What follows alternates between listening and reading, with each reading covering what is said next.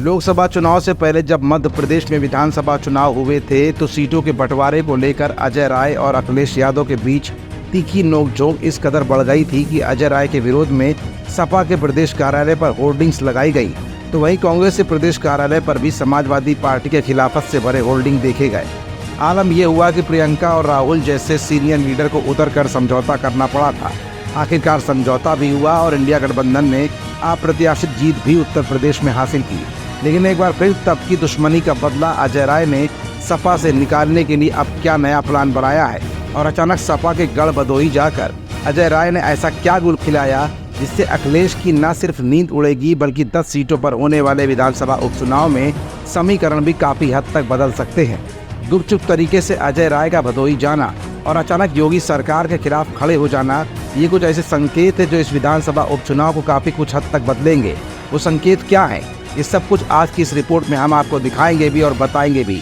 दरअसल विधानसभा उपचुनाव में सपा के सभी सीटों पर उम्मीदवार उतारने के संकेत देते ही कांग्रेस प्रदेश अध्यक्ष अजय राय ने एक नई प्लानिंग के तहत भदोही का रुख किया है।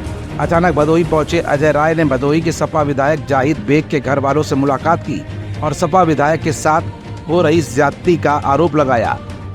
मुझे जानकारी थी कि जाहिद बेग साहब को जबरदस्ती ये सरकार प्रताड़ित कर रही है, परेशान कर रही है और पूरा परिवार को तबाह कर रखा है। तो हम लोग उनके घर गए, घर जाकर उनके परिवार से मिला, उनके बच्चों से मिले, उनके चाचा से मिले और लोगों ने बताया कि पूरी तरीके से अत्याचार अन्याय किया जा रहा है और निश्चित तौर से कांग्रेस पार्टी उनके साथ खड़ी है। आज मुझे पता चला कि एक यहाँ पुजारी की हत्या भी कर दी गई। सूर्यावा में मंदिर में पुजारी थे 20 साल से, इसके पहले भी एक पुजारी की हत्या कर उनकी नृशंस हत्या की गई और यहाँ पर उन्होंने कुछ अराजक तत्वों का विरोध किया था। पुजारी जी ने बताया भी था प्रशासन को, उसके बाद भी लोगों ने ध्यान नहीं दिया। इस सरकार में न महिला सुरक्षित है, न किसान सुरक्षित है, न व्यापारी सुरक्षित है, न माइनॉरिटी के लोग सुरक्षित हैं और न ही जो सर्व समाज के लिए मंगल कामना करता है, भगवान से प्रार्थना पूजा करता है, वो भी सुरक्षित नहीं है। पुजारी भी सुरक्षित नहीं है, पुजारी की भी हत्या करता है। कांग्रेस अध्यक्ष के इस कदम को सियासी तौर पर काफी अहम भी माना जा रहा है, क्योंकि जेल में बंद जाहिद बेग के घर सपा का कोई भी बड़ा नेता अब तक नहीं पहुंचा है। जाहिद बेग के खिलाफ नौकरानी के आत्महत्या के मामले में रिपोर्ट दर्ज की गई है। उनकी पत्नी और बेटे के खिलाफ भी गंभीर धाराओं में रिपोर्ट दर्ज है। इस बीच जमीन पर कब्जा करने के मामले में दूसरी रिपोर्ट भी दर्ज करा दी गई है। जाहिद बेग और उनके बेटे जेल में हैं। अजय राय ने जाहिद बेग के भदोही स्थित आवास पर पहुंचकर उनके चाचा, बड़े भाई, छोटे भाई, भतीजे और परिवार वालों से मिलकर इस पूरे घटनाक्रम की जानकारी ली है। यहाँ निकलने के बाद अजय राय ने भाजपा सरकार पर जमकर तगड़ा हमला बोला। आरोप लगाया कि भाजपा की सरकार जानबूझकर विपक्षी दलों के नेताओं का उत्पीड़न कर रही है। विधायक जाहिद बेग के पिता यूसुफ बेग यहाँ से सांसद रह चुके हैं। जाहिद बेग 2 बार के विधायक हैं। उनके आचरण और व्यवहार से भदोही पूरी तरह से वाकिफ भी है।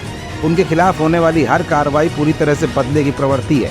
कांग्रेस पार्टी न्याय के लिए सड़क से सदन तक संघर्ष करेगी।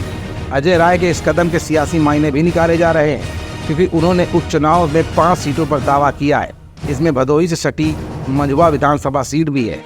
सपा की ओर से कांग्रेस को सीटें नहीं देने के संकेत भी दिए जा रहे हैं। ऐसे में कांग्रेस अध्यक्ष सपा विधायक के घर जाना सियासी तौर पर काफी अहम है, क्योंकि 29 सितंबर से कांग्रेस ने उपचुनाव वाले विधानसभा क्षेत्रों में सम्मेलन भी शुरू कर दिए हैं। पार्टी सूत्रों का कहना है कि गठबंधन में सीटें नहीं मिली तो कांग्रेस सभी 10 सीटों पर अपने प्रत्याशी भी उतार सकती है।